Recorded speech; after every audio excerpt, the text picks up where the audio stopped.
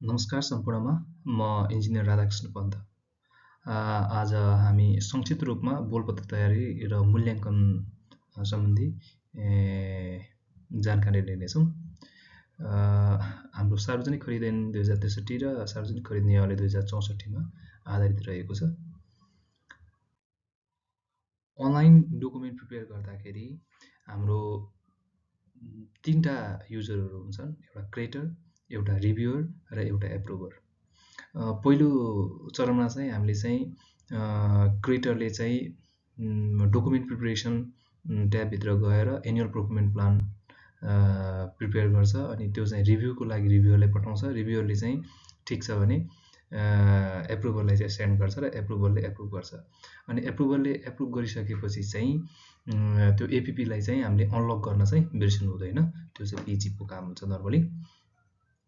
त्यो भइसकेपछि चाहिँ हामीले डकुमेन्ट प्रिपरेसनहरूको काम हुन्छ। डकुमेन्ट प्रिपरेसन त्यही अगाडिकै गएको ट्याबमा चाहिँ document preparation, beet document preparation भन्ने हुन्छ। त्यहाँबाट क्रिएटरले बिट डकुमेन्ट तयार गर्ने अनि रिभ्युअरलाई सेन्ड गर्ने, रिभ्युअरले रिभ्यू गर्ने। यदि केही चेन्जेसहरू मोडिफिकेसनहरू गर्नुपर्ने छ भने क्रिएटरलाई फिर्ता पठाउने, होइन ठिक छ भने चाहिँ एप्रुभरलाई चाहिँ पठाउने। अब एप्रुभरले चाहिँ सब ठिक छ भने एप्रुभ गरेर बिट पब्लिस गर्छ, होइन भने चाहिँ रिभ्युअरलाई अथवा क्रिएटरलाई सेन्ड गर्छ, सेन्ड ब्याक गर्न मिल्छ।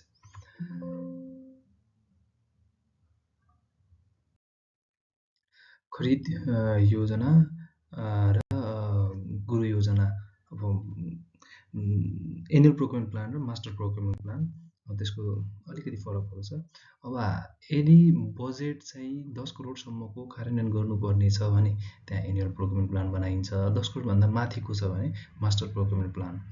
अनि एनुअल प्रोक्युरमेन्ट प्लान भन्ने बित्तिकै एनुअल भन्ने बित्तिकै वार्षिक रूपमा प्रिपेयर गरिन्छ। मास्टर प्रोक्युरमेन्ट प्लान चाहिँ अलिक ठुलो अवधिको लागि 2 वर्ष 3 वर्षको लागि भने मास्टर प्रोक्युरमेन्ट प्लान चाहिँ तयार गरिन्छ। बोलपत्र आह्वानको प्रक्रिया, अब बिड इन्भिटेसन चाहिँ हाम्रो नर्मली अहिले चाहिँ इजिबी पोर्टलबाट नै बिडहरू इन्भाइट गराइन्छ। अब जसको इन्फर्मेसन चाहिँ हामीले राष्ट्रिय स्तरको पत्रिकामा अथवा अन्तर्राष्ट्रिय स्तर, यदि आइसिबी हो भने अन्तर्राष्ट्रिय स्तरको पत्रिकामा चाहिँ दिनुपर्ने हुन्छ। एनसिबीको केसमा चाहिँ न्यूनतम 30 दिनको सूचना दिनुपर्ने हुन्छ र आइसिबीको केसमा चाहिँ न्यूनतम 45 दिनको सूचना। यदि सिल्ड कोटेसन हो भने त्यसको चाहिँ 15 दिनको सूचना दिनुपर्ने हुन्छ। अब यो इन्भिटेसन सम्बन्धी रिलेटेड दस्तावेज डकुमेन्ट भनेको स्ट्यान्डर्ड बिडिङ डकुमेन्ट। तपाईँ अपलोडेबल फर्ममा डकुमेन्ट बनाउँदै हुनुहुन्छ भने त्यहाँ चाहिँ स्ट्यान्डर्ड बिडिङ डकुमेन्टमा चाहिँ सर्टेन चिजहरू एडिट गरेर आफ्नो अफिसको नामहरू, आफ्नो त्यो प्रोजेक्टसँग रिलेटेड डाटाहरू राखेर चाहिँ बिडिङ डकुमेन्ट तयार गर्नुहुन्छ।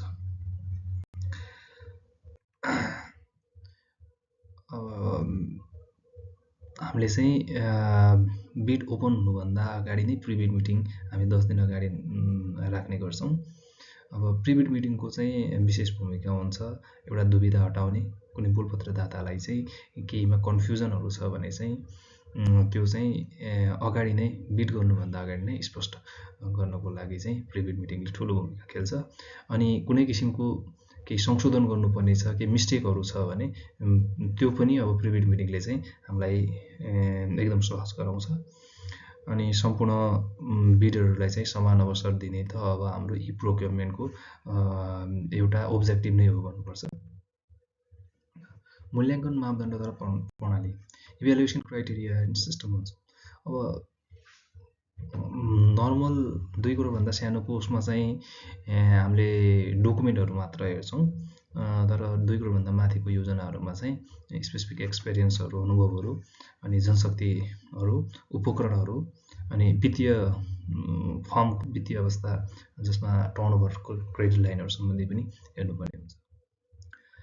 मूल्याङ्कन गर्ने प्रणालीहरू, अब योग्यता परीक्षण जसमा पास फेलको आधारमा गरिन्छ, जसमा ट्याक्स क्लियरेन्स छ छैन, घरेलु अथवा कम्पनी रेजिस्ट्रेसनमा दर्ता छ छैन, रिन्यू भएको छ छैन, त्योहरू हेरिन्छ भने अब गणितीय परीक्षण भन्नाले चाहिँ फाइनेन्सियल डकुमेन्ट खोल्दाखेरि चाहिँ उसको कति % डिस्काउन्ट दिएको छ, केही त्रुटिहरू छ भने सच्याउने कामहरू चाहिँ गणितीय परीक्षणमा गरिन्छ।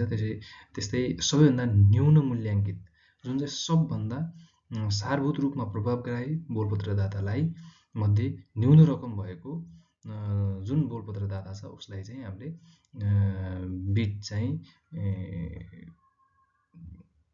अवार्ड गर्नुपर्ने हुन्छ। ठेकदारको छनौट प्रक्रिया लेस आरबी भनेर भन्छ, लोएस्ट इभ्यालुएटेड सब्सटेन्सियली रिस्पोन्सिभ बिडर।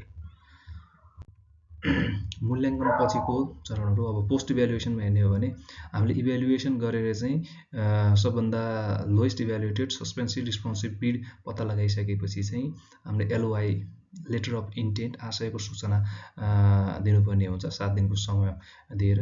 त्यस सूचनाको दौरान चाहिँ यदि कुनै अरू बिडरहरूमा चाहिँ असन्तुष्टि छ भने उहाँहरूले चाहिँ त्यो आफ्नो असन्तुष्टिहरू चाहिँ पत्र मार्फत अथवा सिस्टमबाट नै पनि राख्न सक्नुहुन्छ।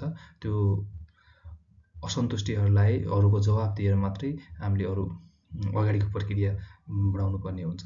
अब एलओए पश्चात चाहिँ एलओए जारी गर्नुपर्ने हुन्छ, स्वीकृतिको पत्र, लेटर अफ एक्सेप्टेन्स भन्छ। यो चाहिँ 15 दिनभित्र सम्झौता गर्न आउन पनि काट्नुपर्ने हुन्छ। त्यसैमा चाहिँ हामीले यो कार्य सम्पादन जमानत पर्फर्मेन्स ग्यारेन्टी पनि कति पेस गर्नुपर्ने हो त्यो चाहिँ खुलाएर चाहिँ लेखिदिनुपर्ने हुन्छ। र त्यस पश्चात अब सम्झौता हस्ताक्षर बिडर चाहिँ अफिसमा आएर चाहिँ सम्झौता गर्नुपर्ने हुन्छ। अब योसँग रिलेटेड एकदमै महत्त्वपूर्ण दस्तावेजहरू भनेको जिसिसी, जसलाई चाहिँ हामीले कुनै पनि चेन्जहरू गर्नु हुँदैन, एडिट गर्नु हुँदैन, जनरल कन्डिसन अफ कन्ट्र्याक्ट भन्छ। हरेक कन्ट्र्याक्टमा चाहिँ त्यही चिजहरू चाहिँ लागु हुन्छ। अब एससिसीमा चाहिँ हाम्रो प्रोजेक्ट बेस चाहिँ के कस्तो प्रोजेक्ट हो त्यही अनुसार बिड सेक्युरिटी कति दिने, बिड कुन ठाउँको हो, कस्तो काम हो, कुन अफिसले खोलेको हो, सबै कुरा एससिसीभित्र चाहिँ लेखिन्छ। त्यस्तै प्राविधिक स्पेसिफिकेसन र नक्साहरू पनि एकदमै बिड डकुमेन्टको पार्टको रूपमा लिइन्छ। त्यस्तो बिओक्यू अनि बोलपत्र कार्य सम्पादन जमानतहरू त्यहीभित्र लिइन्छ। आजको विस्तृत रूपमा बिड इभ्यालुएसनबारे जान्न इच्छुक हुनुहुन्छ भने हजुर कमेन्ट गर्न सक्नुहुन्छ र त्यो अनुसारको भिडियो म अवश्य पनि लिएर आउनेछु। Thank you.